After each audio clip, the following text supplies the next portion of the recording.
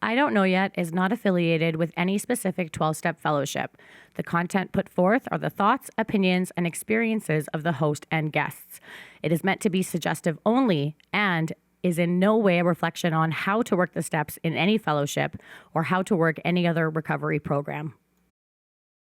Okay, we are back.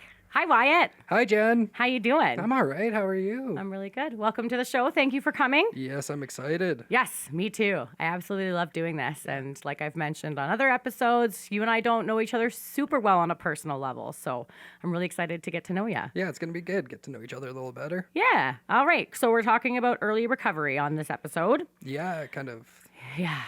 All the stuff that comes with early recovery. Yeah, there's a lot of it. So yeah. Okay. So did you want to start by just kind of going over some key things that you noticed when you were in early recovery, or did you want to start by telling us how you got into recovery first? What are you feeling? I'll start with some of the basics, right? Like, Sure.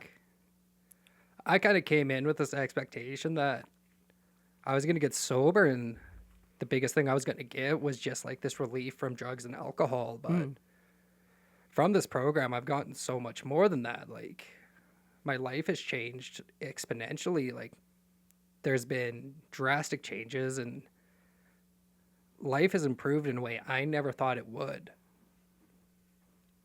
Yeah.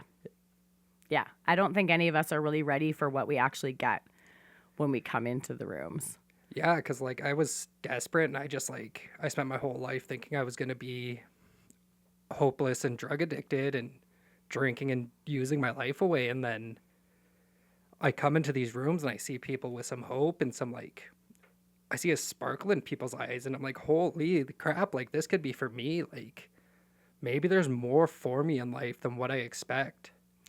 And isn't it crazy too? Like I remember coming into the rooms, and I remember all I think our expectations are is that we learn how to not use, right? Yeah. But for me, I had no idea that drugs and alcohol were never my problem, right? It took me a lot of time and a lot of work going into the rooms and doing the steps and using the book to really see that drugs and alcohol were the solution to my actual problem, right? The malady and all that. Exactly. And like, I wasn't a one-trick pony to get here. I had been in and out of the rooms, but I had to actually like surrender and shut up and listen to actually absorb what was being said to me, because I thought I could just put down the drink and the drug and, work a few steps, do an inventory half-assed, and things were going to get better. I didn't think I had to actually follow through with everything that's being suggested to me and like change the people I hang around and build this fellowship around me of people that actually want the best for me. Yeah. Yeah, it's crazy the friendships that you can build with people that are going where you're going. It's just such a beautiful experience. I remember in early recovery, I had no idea how toxic most of my relationships were. Oh, 100%. Yeah. I had a couple, I had a couple good ones from school and whatnot, and we're still very close, but the majority of the people that I surrounded myself with were also very sick. Yeah, like I have one or two friends that like I went to elementary school with, and 20 odd years later now, they're still around and they're still cheering me on, but even they had to take a step back from my life to protect themselves. But because of the work I'm doing, I've rebuilt that trust, and like now they get to be a part of my life again, and they get to celebrate the goods and the bads. But it also came with like losing a good 2/3 of the relationships I had built because it was all surrounded by drinking, using, and just the whole lifestyle. Yeah. Yeah. And I know for me, it was very difficult. There was a lot of fear surrounding letting that go. Because I find like when we have no idea what healthy relationships are, we have no idea what we're missing out on because we're surrounded by all of these negative relationships or these toxic relationships. And so for me, because of the program that I was in and I was court mandated, there was added fear there. So I was able to pull the trigger a little faster. I cut everybody. I was a lone wolf. I was going to the rooms all the time. I was told that I could not interact with anybody that was actively using. So my walls and my shields were up very high in early recovery. And I think God gave me exactly what I needed when I needed it. But I do, when I look back and think about it, I do wish that I had the capacity to let certain people in back then. Cause like for me, like it was great. Like I built a foundation, but I didn't have a community. And so I was like, I had to be around the rooms and like listen to you talk and see you outside of the rooms at an event. I needed to like really do my research and be like, are you living this program in every aspect of your life? It took a lot for me to be like, okay, I'm willing to invest into this person. And that was actually like, it held me back a little bit. But once I let my walls down and said, as long as I'm hanging out with people that are going where I'm going, what a gift, all the relationships that I've had an opportunity to build from people that are in recovery.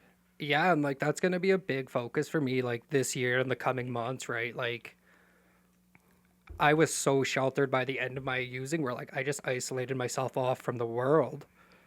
And now like even that first year, I was scared to let people in because I'm like, you're gonna leave, you're gonna hurt me, or I'm gonna hurt you, so I just shouldn't get close to you. Mm-hmm.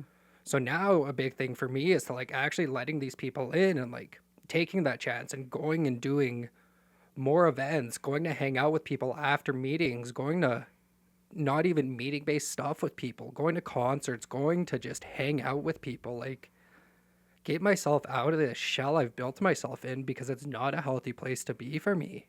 And it takes us so long to figure that out, hey? Yeah, and like a lot of the times it's very uncomfortable and like I have to get forced to go do these things because like I'll be hanging out with one person and they're like, oh, we're gonna go do this now with these people, and I'm like, okay, great. Like I want to go home.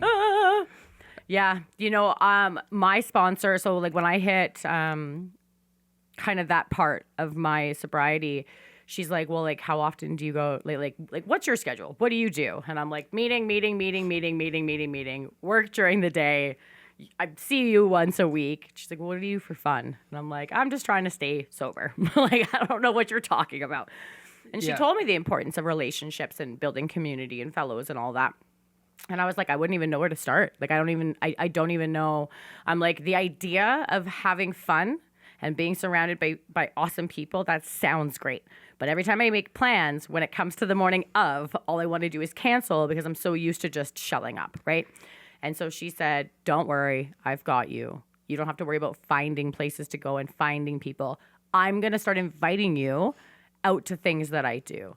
And that was one of the nicest things my sponsor ever did for me because it actually helped kind of step by step get me back into being social with other people. And now, like, there's a bunch of us, we go to escape rooms all the time, we go do dinners all the time, we do karaoke all the time. If you want in on those groups, you just let me know. Yeah. You can totally come with us. I know I've been I started going to the karaoke a little bit, and then the past few ones I've kind of just been like, haha, I'm going to go back to my anxiety. Yeah. Yeah. It's crazy how fast we can revert back, right? Exactly. And like my whole journey here, like even being in and out, I've had one really good friend and they've consistently like tried to get me to be social. But like I just attached that idea of like this one person's safe for so long. So I'd invest all my time into that relationship. Mm-hmm. And now they're kind of like, you need to make new friends. You need to have more people in your life because you deserve this. Mm-hmm. These people love and care about you. Let them in. And I'm like, yeah, I should probably do that.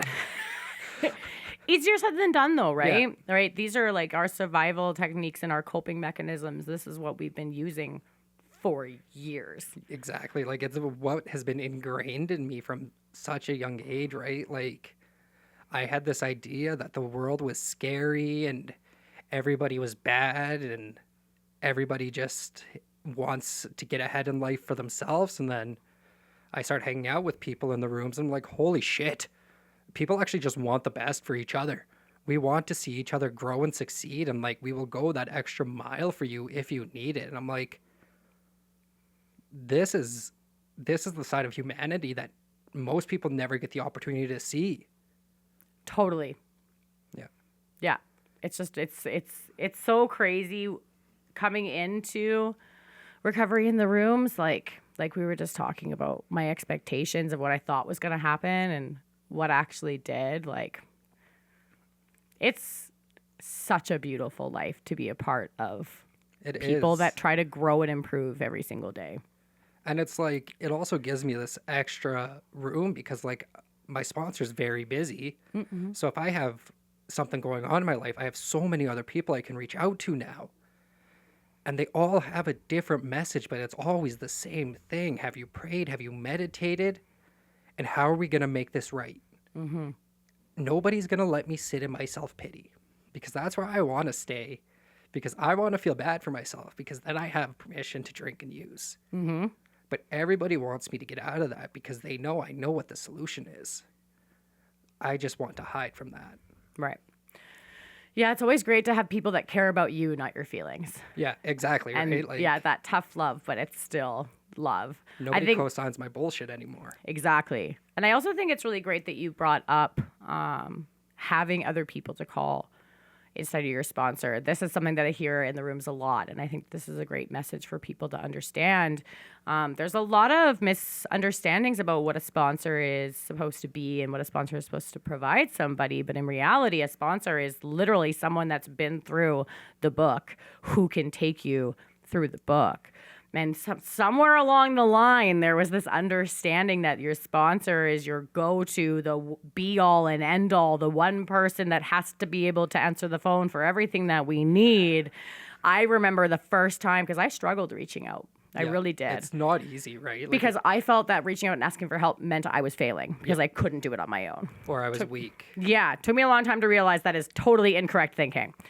But I struggled reaching out, and my sponsor was trying to instill that in me. She's like, you don't think at a whole capacity. You never will. I don't care how recovered you are. You need God. You need your fellows. That is it.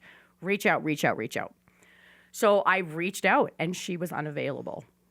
And I remember getting mad and being like, she told me to reach out. Now she's not even answering the phone. And so I think it was 8 hours later. She still hadn't called me back. I called her again, and she answered. And I was mad. I was like, where were you? I needed you and you weren't there. And she immediately, being the wonderful human she is, who has learned how to deal with people like me in the past, said, okay, we need to have a conversation. I need you to understand that I'm there for you when I am available and have the capacity. If I don't answer my phone, it is your responsibility to keep finding someone that can help you through what's going on. And I had no idea that that was kind of the case. And now I love, after like 2 years since that conversation, I go and I hang out with people and I get to know people and I learn about their history. And so now when I have tens that come up and I have fear, resentment, selfishness, or dishonesty, and I need to reach out, I pick and choose who I'm reaching out to based on their experience, right? If I have a relationship question, I'm going to ask this person. If I have a family or a parental question, I'm going to ask this. Like, you know what? It's really cool to be able to have so many people that can offer you really great advice. And the more people that you talk to, the more times they're helping people, like you're helping them help you. It helps everybody. It's just this beautiful process. Yeah, like I had to learn, like, I quickly became familiar with my sponsor's work schedule and like his life schedule, because like I'm one of those people where like, you don't answer my phone, I'm gonna be like, you're ignoring me. So I know that like he's at work right now, I should not call him. And then I'm like, okay, what kind of problem am I having right now? Like, am I just feeling bad for myself? Do I need to like get to the root of what's going on? Or am I having a relationship problem? And I can go down that list that I've built. And like, and if that person's not available, I have another person to reach out to. And like, it doesn't matter. Like, you're going to get a hold of somebody eventually. There's always going to be someone that's going to take that time to listen. And like, even in my own experience with sponsorship, where I've made that mistake of kind of being there too much for people and always kind of like People pleasing? Yeah, when I redid my steps, my sponsor kind of like pointed that out, because like it didn't matter the time of night. Like, I would be there for somebody. It didn't matter if I was working, I was answering my phone. Even if I didn't have a solution, I was going to try to fix the problem. And then when things don't work out with a sponsee, I'm crushed and I feel like it's my fault and I did everything wrong. And then I had to like have a serious conversation, and somebody pointed out to me, they're like, you're not going to save anyone's fucking life. You are not God. You are not that important. All you can do is plant the seed and hope they follow the directions. And I'm like, that's been huge for me, because I've been able to let go of that like it wasn't even I had expectations of others. It was an expectation of myself that I was going to be able to carry everybody over and like help them get better. And I'm like, I couldn't even help myself. How can I expect myself to be able to completely change somebody's life? And that's exhausting. Yeah. Exhausting. And you know, it's funny that you bring that up too, because I know for myself in early recovery, I still people please. I actively work on it. It's a defect I've had it my whole life. I was bullied a lot when I was a kid, so I just want people to like me and accept me, right? So it's a thing. But what I have found, like when I got sober, still in early recovery, I'd finished my 12. You learn in the rooms that your behavior is rooted in the selfish, self-centered, self-seeking, manipulative stuff. Like I was completely unaware of that. I thought everyone else was out to get me and like I was the victim. Oh, the victim is the The biggest part. victim, right? And then I learn about all of these things and I'm like, oh my God, even when I thought that I was the victim, I was being selfish as shit. So now being a natural people pleaser, being an addict with a character defect, and learning that all of my behavior in the past was selfish. Holy shit. Like my people pleasing went through the roof in early recovery. You want to ride to a meeting? I got you. You want to call me at 2 a.m? I got you. You need this, you need that, you need anything. I'm here to help you.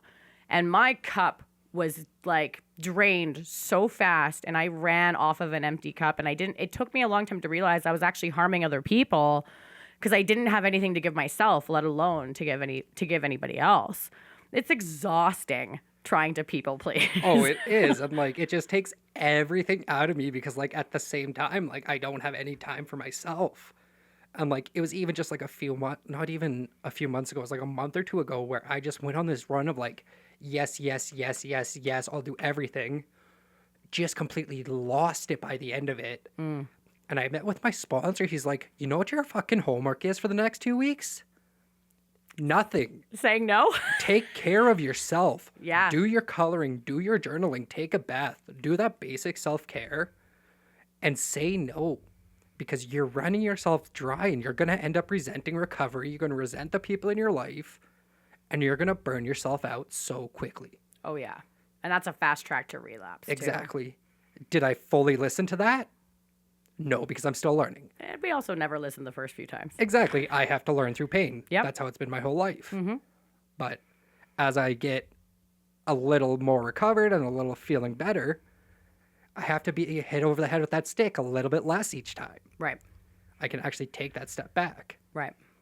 Yeah, it's interesting too, like early recovery. I mean, I can't even say, because like when I think early recovery, I think like the first 6 months, maybe the first year, right? But now that I'm like almost 4.5 years sober, for me, early recovery is like everything up to the first 4 years. And it's so funny because I like, when we talk about early recovery, I don't know if this is you, but this is most people that I talk to, myself included. Scheduling, balance. It's almost impossible, especially with all of these character defects and stuff.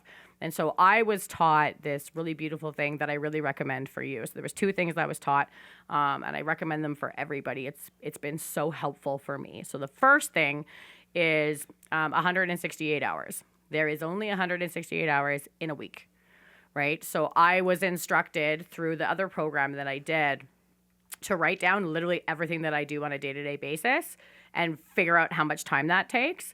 Because more often than not, it's not that because like I used to be like, I don't have time to fit everything. I don't have time for self-care. I don't have time for this. I don't have time for that.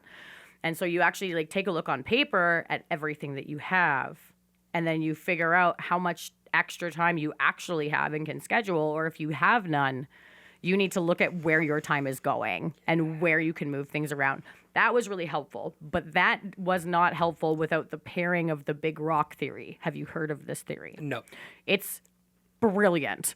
So essentially, how I heard it was a professor was in front of a bunch of kids and he took this jar. And then he put a bunch of rocks in it, and then it was up to the top. And then he said, "Is this jar full?" And all of the students said, "Well, yeah." And then he smiled, and he dumped a bunch of pebbles in, and then moved the jar around, and the pebbles went into all the cracks. And then he said, "Is it full now?" And they're all like, "Well, yeah." And then the professor smiled and dumped a bunch of sand in and shook it around. And then he said, "Is it full now?" And they're like, "Okay, like now it's full." And then he dumped a bottle of water in it. And so the premise of that is there's so much that you can fit into your life when you make room for the big rocks first. But what happens when you put the pebbles and sand in first? There's no room for the rocks. You're never going to have enough space. So what I was taught when I did my 168 hours and I looked at everything that I was doing in my life, I had to take a whole new sheet of paper. Your big rocks are the non-negotiables, the must-haves, the things that you need to be healthy and happy. At that time that I did this exercise for me was self-care, meeting my sponsor, meetings. If I was working at that time, I got to fit work in there somewhere, and like family. Yeah. So you take an entirely clear schedule. You don't put anything in. You put your big rocks in first, the things you need to be happy. From there, your pebbles, your little things. Somebody wants to go out for a coffee, or you agree to help somebody move, or whatever it is, right? So you take care of the things that you need to grow first. So that I did that. That was super helpful. But then I found that didn't help me at all because people were asking me to do things and I was still saying yes and then canceling my important things to go do these non-important things because I felt that I had to say yes. So for me, the best advice that I got for that, my sponsor allowed me the ability to use her as an out. So she said, your homework for the next 2 weeks, you're not allowed to say yes to anything without consulting me first. So, and it all came up because I was too afraid to say no because I didn't want you to be upset. Yeah. I was too afraid to say no because I didn't want you to like me. Meanwhile, understanding today that if you're going to react that way, you're probably not the best person to have around me anyway. Exactly right. However, so someone will be, hey, can you give me a ride to a meeting? Hey, I have to look at my schedule and I'm working on making sure I don't overbook myself. I have to talk to my sponsor. I'll get back to you. And then I would call my sponsor. She had my schedule because I sent it to her. And she's like, what are you talking about? You have family dinner that night. No, you can't go do that. And I was like, but what if I tell my parents that I could move it like back? And she's like, stop. And then I'd call that person back and say, thank you for asking me. I am booked at that time. And so like I had to be walked through how to have these boundaries, but being able to have like making sure the important things are in there first. I love the big rock theory. I just find it so helpful. Yeah, that's actually amazing. And like the family thing too. My parents call me out on it all the time because like I do my daily schedule in the morning and then like a curveball will get thrown at me and I'll be like, okay, I'm going to go do that instead. And they're like, what about what you're supposed to do? Like you have your day set, you know what you need to do. And I'm like, oh, it's God's will. And then, like, I get home later in the night and I'm cranky because I've done too much now because I did something before the meeting, something after the meeting, when I have to get up in the morning or whatever. And I've already had a full day. And I'm like, maybe that wasn't God's will. Maybe that was God telling me to slow down a little. That was God giving you the opportunity to learn that lesson on how to say no. 100%. Yeah. And that's something I'm learning, right? Is like, God puts everything in front of me. But at the same time, it doesn't mean I have to say yes. It could be a practice for me to say no. It could be a practice for me to get hurt and learn through pain. That's literally what step 7 is. Yeah. God giving you experiences to grow. Yeah. And I had such a misconception about step 7 when I first started, right? Like, I thought I was just going to say a little prayer and I'm good. Alakazam, fixed. And now, like, I'm doing my 11s every night when I get home and I'm like, I was resentful today. I was lustful today. And I'm like, I guess I got to keep working on these, eh? How long have you been working on your steps? 13 months now. You've been in recovery for 13 months now? Yeah. Hell yeah. Yeah. Way to go, my man. Yeah. That's amazing. Yeah, thank you. Yeah.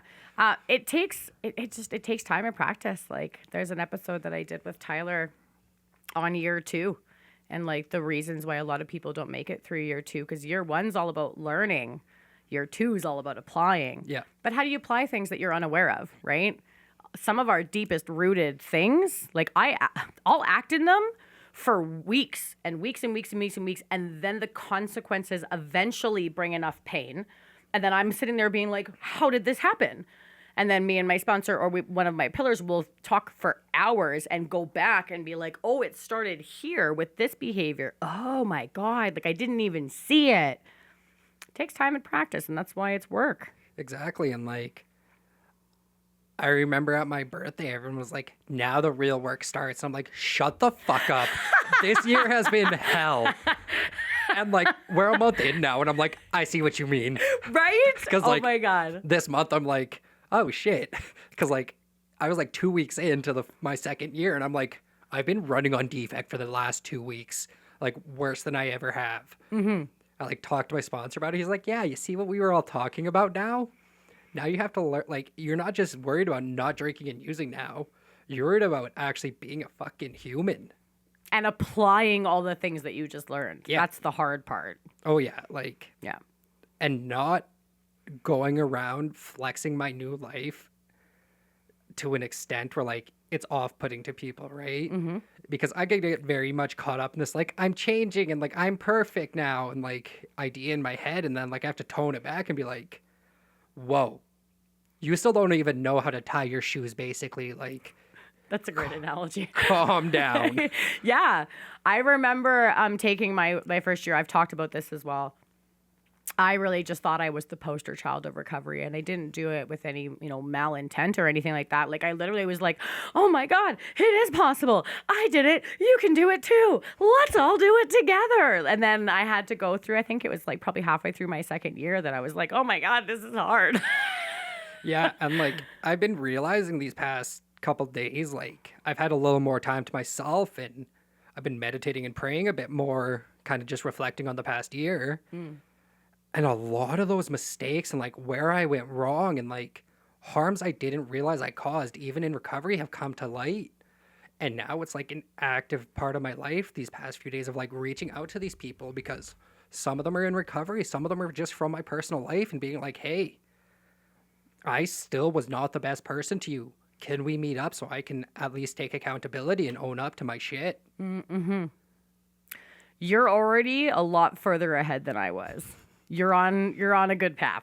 Thank you. I only found out last year that I was asking for amends very selfishly. So thanks to all the people that said yes. I'll reach out to all the people that said no again. Yeah. But for me, like, I didn't realize, like, my intro was like, hey, I've been sober for X amount of time. This is a really important step in my recovery. Would you be willing to meet with me? And it wasn't until I was having a conversation with my sponsor about it. And I'm like, I just don't understand why, like, I've gone through all the ones of the people that are willing to hear me out. Now it's the people that don't like me and no one wants to meet me. And as I read it, I heard it and I was like, oh, I'm making it all about me still. Yeah. So now when I reach out to people, so good for you. It took me 3.5 years to figure that out. But Well, like, now, yeah, go ahead. I learned through that through pain, right? Because the first time I tried to get sober, I made it to my 9. And I reached out to make a few amends, and I made them out of pure selfishness. And I got shut right down, and I thought the program didn't work. So I'm like, haha, I'm going to stop going. And then I come back around, and I'm like, okay, let's actually do this, because now I've realized the harm I've caused in people's lives. Right. And all that stuff takes time, right? Like, that's why it's so important to come in to the rooms or the groups or the steps with the understanding that it's literally just one day at a time, 1% better every day, trying to grow. And that's something I really had to, like, I hated the one day at a time and Yeah. all the little slogans when I first started. And now Yeah. I'm like, I see what you mean. Right? And like half the time, I'm not even going a day at a time. I'm like, let's slow this down a little bit further. So let's talk some of, like, what are some of the struggles you had in your first 3 to 6, like, early recovery? What were some of your struggles and how did you get through it?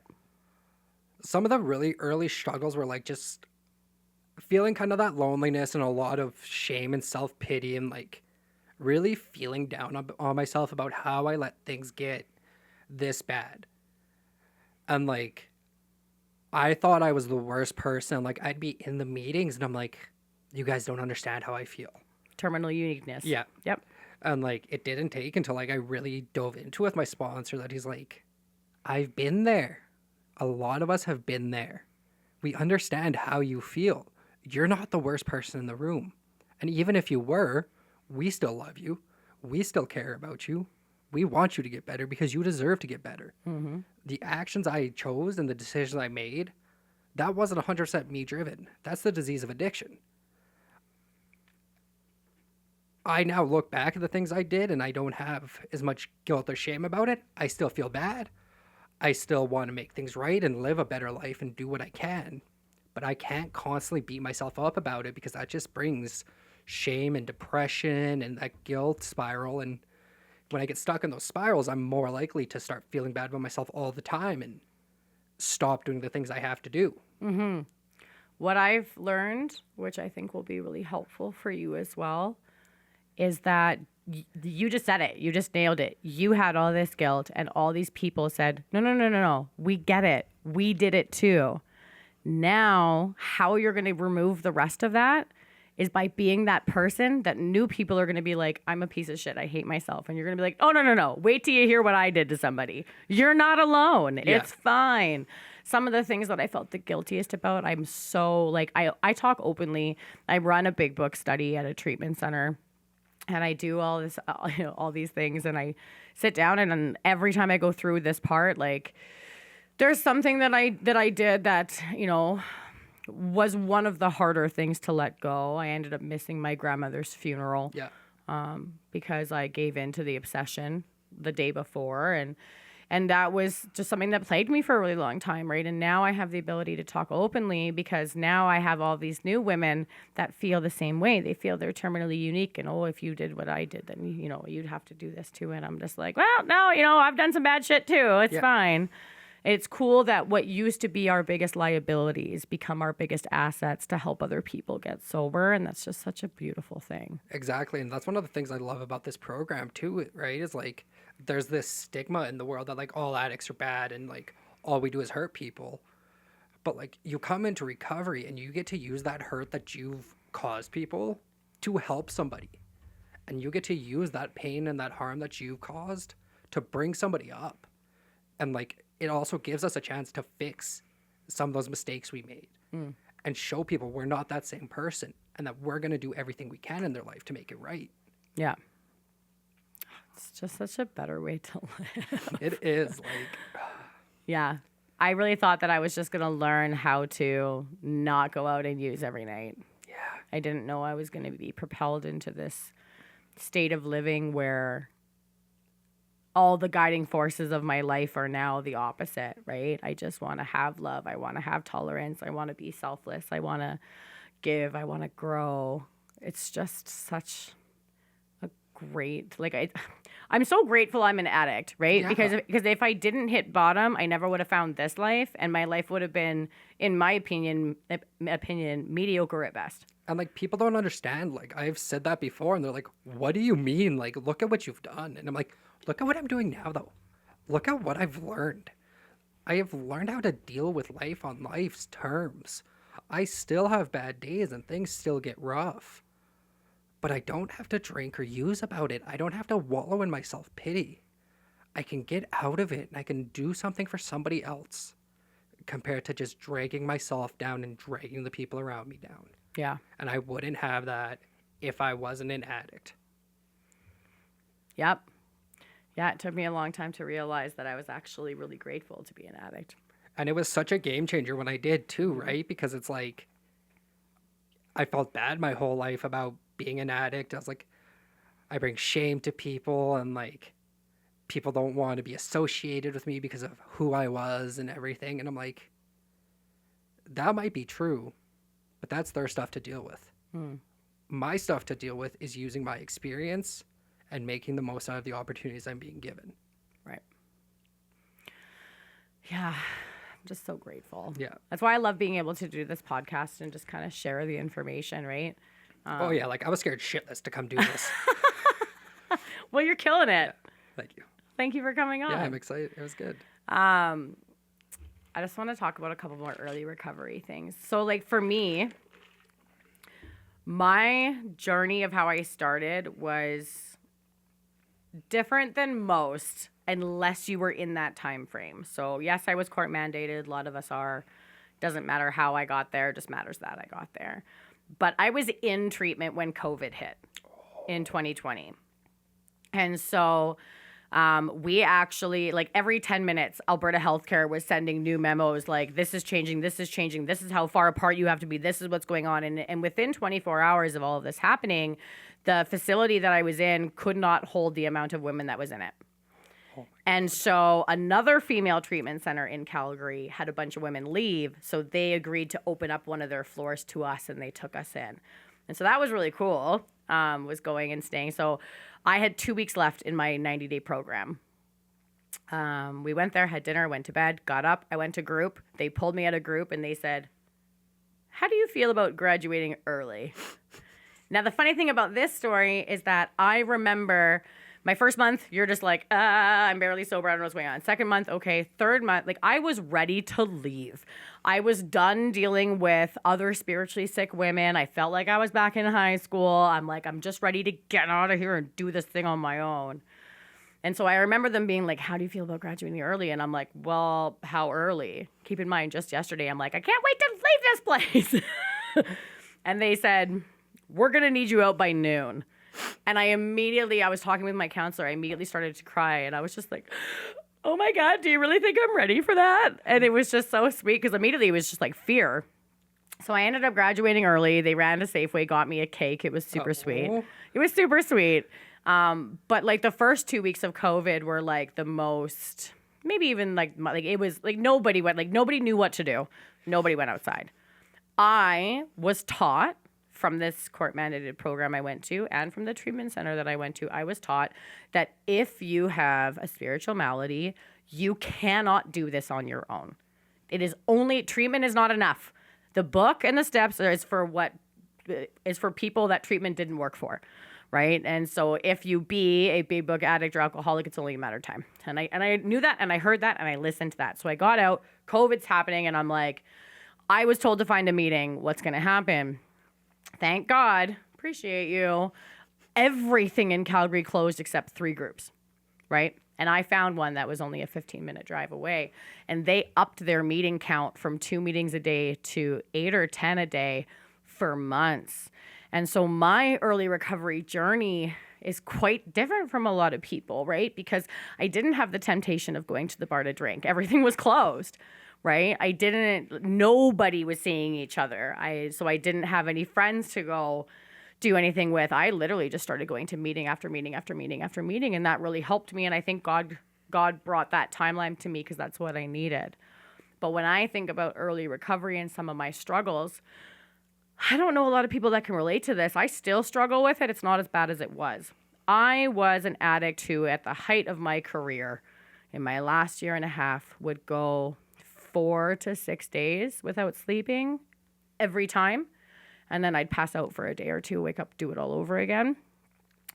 And like that was the worst part. Like we're talking like a 20-year career of using and binging and staying up days and days and days and days. So my sleep schedule, my health was just fucked.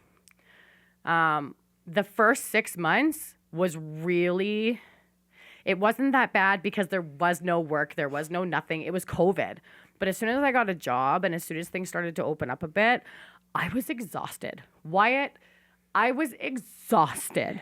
I would go to bed. I worked a Monday to Friday job. I would go to bed on Friday and I would sleep until Sunday. And I was like, am I depressed? I'm sober. What's happening? Like, I don't understand what's going on. And I remember when I hit a year sober, I started to be more open about it. And I'm like, it doesn't matter how much I sleep. I'm just fucking tired all the time. And I don't know what to do. And I had this one really great guy in one of the fellowships I attend. He told me, he's like, it took me 5 years to get my sleep schedule back. And like at the time I was a year. And I'm like, 4 more years to go. Okay. Over that time, I've been to doctors. I've done sleep studies. I've had a bunch of things checked out. I still struggle today with being tired. And it's something that it's not as bad as it was. But for me, that was hard. In early recovery, before I finished my steps, there was times where it was so bad that I said, you know what would make me not tired? And then immediately I'm like, that's a terrible idea. I got to go to a meeting. Right. But for me, like when I think back to early recovery and my struggles, it was exhaustion. Yeah. My body trying to catch up. And that's the thing was like, I was the same way. I would go days without sleeping towards the end and just like I was a mess of a human. Like, I was 120 pounds and just not healthy at all. Didn't know what sleep really was. Didn't know how to eat. So I come into recovery and I'm like, I had to start making these small changes. And I still struggle with them even 13 months later, right? Like, it's like 3 meals a day, people tell you. And I'm like, good luck. Because I'm like, I go to school, I go to meetings, I work every once in a while. Like, I have all these things I do. And like, I still don't have a regular sleep schedule. And there was times in those first few months where like the thought of, because what I used kept me awake, I'd be like, Ah. and then I'd have to like call somebody and they're like, that's a terrible idea. I'm like, yeah. They're like, how do we fix this? I'm like, do I just take a nap? And they're like, that might not work. Maybe just do something good for yourself. And that's where like my self-care routine started coming back into effect. Where like taking baths, taking longer showers, just doing something to calm my brain before I go to sleep. Mm. Because when I try to sleep, my mind races. And like I think about all the harm I've done throughout that day and like reflect on that day. And that's where doing my step 11 has come in so crucial. Yeah. Because like I can look back on my day in a non-judgmental light and I can pray about it and then I can meditate about it afterwards. And like it lifts some of that anxiety and some of that stress out before I go to bed. Mm. And then so I do that and then I lay down and I'm like, okay, I can't fall asleep. So I go to the bathroom, go meditate for a few more minutes. And like it still doesn't take me like 30 minutes. Like some people fall asleep. I'm still like 2-3 hours like laying there. Mm-hmm. But like it's not the same as early where I was like 2 or 3 hours of like, fuck this. Like getting angry because I can't fall asleep. Now I try to adjust, right? Like try to just clear my mind with meditation. Try to just do what I can. And if it doesn't work, it doesn't work. I know that I'm going to get up the next day. I know what to do. And if I have to crash out at some point, take a break. I've had to step away from a few of my responsibilities the past 2 weeks to just like went through some stuff, had to let my brain heal. And I really have just taken this break and like I'm starting to come out of it again and like feel better mentally and that fog is clearing and like that exhaustion isn't there all the time anymore. You're filling your cup back up. Yeah. Yeah. And like what had happened wasn't necessarily nice, but at the same time I'm like, this is God telling me to slow the fuck down. Because I'm not going to do it for myself. Yeah. Oh, yeah. Yeah, I remember in my second year having to deal with a lot of that too. I also think that for like people in early, like the first 30 to 90 days, I don't hear about it as often later on, and I don't really use it as often, but I really believe in it. When you're brand new sober, HALT is extremely helpful. Yeah. Right? Hungry, angry, lonely, tired. Make sure if you're feeling a certain way, figure out what that is. You're probably hungry, you're angry, you're lonely, or you're tired. When your body's coming off of being on benders and being not slept and doing all these things and the withdrawals and all that, pay attention to your body. See, like for me, I don't think I ever could have done it without detox. Like people that do without, like, mad props. Yeah. I think I stayed in bed for 5 days straight when I was in detox. I got up to eat dinner and that was it. I was a psych ward patient. Okay. Yeah. Yep. That's As a lot of us are. Yeah, that's where they would send me to detox. Okay. Yeah, because I would go. What do you mean? Oh, I was just like, I was such like a depressed like user. And they're like, maybe you need some extra support. Right. So like I would stay there for the first few days. And then like this time I got out of there and I'm like, I had this decision to make. Because I'm like, at this point I'm like 2 weeks sober again and I'm like, have some money in my pocket. And I still don't feel good. I don't feel right. I just relapsed. I don't want to go back to the rooms. Everyone's going to be hard on me and everything. Those are the thoughts going through my head. Of course. And I have this thought that, like, I have a decision. I'm like, I'm going to go use and I'm going to go die. Or I'm going to pony up, go to a meeting, admit that I'm coming back. And if people want to judge me, fuck it. So I go to my meeting that night. And nobody judged you, Nobody did judges they? me. Everybody gives me a big hug. There's all this love and support. And I'm like, okay, maybe I can get back on track. We lose so many fucking people. We are thrilled when someone comes back. Yeah. Thrilled. Because so many don't. Exactly, right? Like, a lot of people don't understand that, like, this is fucking life and death that we're talking about. It is. Yeah. But that terminal uniqueness, that disease of addiction, that convinces us not to do the healthy thing, right? Convincing your brain that you can't be honest about it because we're going to judge you.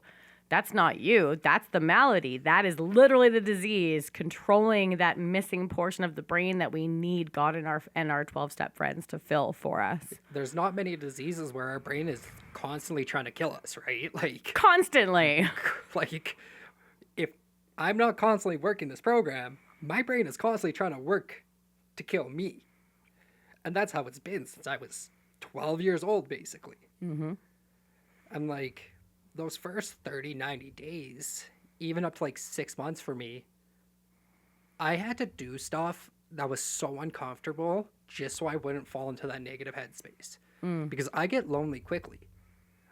I wasn't working at the time.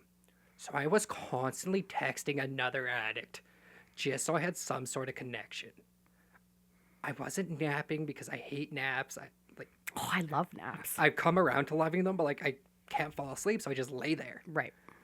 But like I realized like if I'm starting to feel a little tired, go take a bath. Angry? I used to have angry as like this like it used to be an emotion in my life where it was a reactive emotion. If I got angry, I'm going to act out on it. Mm-hmm. I'm going to kick cars. For the people that know me, they understand that. I used to yell. I used to try to fight people. My parents and my sister used to hate going to Walmart with me because I would always try to fight somebody. And then this time around, like, I'm able to breathe through it a little bit easier. I'm able to meditate it through it a little bit easier because I can feel the body sensations first. I can feel it before I get to that point of like, I need to do something to let this out. Right. And then like hungry, like that's the hardest one for me. That was the hardest one for me because like I come from a background of working in kitchens, and by the end of like sobering up this time, I hated cooking. I despised cooking for myself, cooking for anybody else. So I'd be hungry, but I'd have no urge to make anything. That's how I felt about trying to better my life before I found the rooms. Yep. I wanted to, but I had no desire to. Oh yeah. Yeah. And like everybody in my life wanted me to get better for so long too, right? Like I had people like offering to take me to meetings, and I'm like, I'll do it myself. And now I look back at it and I'm like, I hope you let me make amends to you one day. And like there's certain people who are like, they really pushed me to try to get better for a long time leading up until now. And like I don't have communication with them anymore. Rightfully so. And like my sponsor just keeps reminding me, he's like, do the work and you'll get to make that amends one day. And if not, at least you're ready and you're willing to. Right. Because like that's the biggest thing is like, I know there's going to be amends that I have to make that if they let me make them, I'm probably going to get grilled and rang out. Yeah. And I'm okay with that. Yeah. Because I've realized what I've done. And I need to own up to that. By the time you get to that point, though, you'll have done so many amends that you'll be ready for that experience, right? Exactly. And like, even recently, there's been people that have been like, I don't want to see you again, but I hold no hard feelings. Just leave. And I'm like, fair enough. And then there's other people that are like, yeah, we'll do this when I'm ready. I'm like, okay, fair enough. But like, as long as I'm willing and like constantly reaching out to these people, it's going to happen. And that's what I'm finding is like my sponsor, he's pushed 9s, 10s, 11s on me hard and fast. Like just focus extra energy on these. Put every step and every principle into your life every day. But if you're focusing on these 3, you're going to get those promises quickly. Yeah. Agreed. I went 3.5 years before I understood how important 9 was. I didn't take it as seriously as I have in the last probably 1.5 years, actually. Yeah. I've done most of mine. I still have a few. Well, because, I like came to him at like 6 months sober, and I'm like, nothing's changed. I need to do another set of steps. I'm still angry. I'm still resentful. And he's like, we're going to do it, but you're going to focus on your nines hard and you're going to start making more amends. And like every week we meet now and I try to at least reach out to 2 to 3 people. Right. And now we're down to like every second week because I'm doing a little bit better, but I still have to consistently be reaching out to these people. Well, see, and that's great too, right? Because you're putting yourself in such a better position than I was in with your will. It's like I was willing, but I was unaware, I think, at that time, and it just didn't come up for me. But getting from year 1 to year 2 is hard. But the best way to get through that is by building character, which comes from doing nines. Yeah. Right? You're gonna work step 6 and 7 from following through with 8 and 9, and yeah. And that's like one of the other things I love about 8 and 9 is like when we say more will be revealed, I'm going to learn more about my defects in 8 and 9 when I'm doing my 9s, right? Because people are going to call me out for stuff I don't even realize I did. Because there's a lot of foggy memories. There's a lot of things I don't remember from my past Oh yeah. that like I know is going to get filled in. The gaps are going to get filled in for me. I know 2016 happened. I don't remember a ton about what happened during it. But that's I feel you. That's 2020 for me. Yeah? Yeah. Yeah. Yeah. Yeah. Yeah. God gives you exactly what you need when you need it, when you're ready to remember it. Exactly. You'll right. remember it. And if you don't, you weren't meant to. You were meant to let it go. Simple as that. Yeah, and like I have memories come up like by themselves from things I don't remember, and I'm like, oh, I need to talk to somebody about this right away because I'm like, this was a massive harm I caused, or like, this happened to me and this hurts, and like I need to reach out to somebody the second those memories come up, or else I'm gonna sit on them, I'm gonna fall into that self-pity, and I'm gonna let it ruin my life again. Definitely. And like that's one of the most crucial things for me is just like reaching out to people. Oh, yeah. Like, Yeah. Well, it's funny too. I was just kind of sitting and listening to you and like reflecting on if there's like one thing that I want to share more on this episode than anything else. So I don't regret anything I do. I don't regret anything I did. But this is like, if I could say I had one regret, this would be it. It's not a regret. Like I don't even know how to describe it. If there's one thing I wish I could have changed about my early recovery, this would be it. And this would be my advice for other people. I loved taking time. I loved the accomplishment of somebody clapping for me and handing me my chip coin, whatever it is, being told, you made this much time. Good for you. Here you go. I loved it. I spent so much time. Like I remember hitting 30 days, getting it, looking at it, and only being happy about it for a matter of seconds. Because my brain immediately went to, now I got to wait 30 more days to get my next one. And that cycle continued until I hit my 3 months. And then I'm like, oh, now I got to wait 3 whole months to get my next one. And then I hit that one. And then I was like, oh, now I got to wait 6. And then again, now I got to wait a year. It was so funny because I kept looking for the end result. I kept looking for that gratification. I kept looking for that thing. And it took me a really long time. I remember I was looking forward to hitting 1,000 days sober. Like there was just a number, which is like a random 3.5 or whatever it is, right? I don't remember now. But I knew it was coming up 3 months before it came up. And then randomly I was just at work at a break and I'm like, oh yeah. And I go and I look at my app and I passed it by like 8 or 9 days. And for a second I was like, I missed it. And then I was just overcome with this sense of gratitude, right? And I ended up posting about it online, just this like, I was so looking forward to this. And I used to count days all the time. And all I ever did was try to count to the next day. And today I live a life where my life is so good, I don't have to count anymore. Yeah. And I didn't even notice that I missed this monumental thing because today it's not monumental because I try to make every day monumental. And so if there's one thing that I can share with other people that I wish that I had taken a little more seriously myself, it's stop trying to get to the next thing. I spent so much time, especially in treatment, Xing off my calendar each day, counting how many until my next thing. I really wish I just spent more time in the present, right? How do I feel? How do I learn? How do I grow? How do I, like, it was all about the time. And the time means nothing. Yeah. Nothing. And I'm sure people said that to me, but I didn't get it. Like, all I needed to be told, again, my defects. Here's your token. You did a good job. Good job. Have this thing. Yeah. Right? And, if there's anything that I can share with anyone listening who's in early in recovery is don't fucking worry about what's happening tomorrow, 2 weeks from now, 3 months from now. Yeah, it's great to get the coin, but if you're doing the deal today, you'll get tons of them. Yeah. You'll get tons of them. And now I live a life where it took me a while, right? I'm almost 4.5 years sober, but like when December rolls around, I was like, holy shit, my birthday's next month. Cool. Like, I don't think about it anymore because I just try to be 1% better every single day. Yeah, like there's no end goal with this, right? No. Like there's no graduation slip. There is nothing we're going to get because we did a good job and I stayed sober my whole life, the rest of my life. Other than the fact that I'm going to know what I've done, what I've accomplished.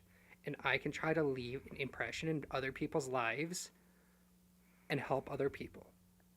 That's what I want to take away from this. I don't want other people's validation anymore. I don't want to make myself feel better. I've reached this point of like, I just want to be of service because I've taken from the world for so long. And I've hurt so many people and I've done so many things wrong where I'm like, I just want to help. And like the biggest way I can help is by being a part of a fellowship. Doing what the book tells me. Doing what I need to do every single day. And like, some days it's gonna be harder than others. Some days I'm gonna wanna feel bad for myself and lay in bed. And that's when some days I have to give myself a little bit of grace and give myself that extra hour, that extra 30 minutes. But I need to pray.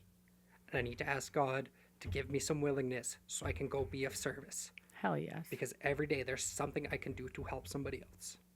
And if not, I probably help somebody in a way I don't even think.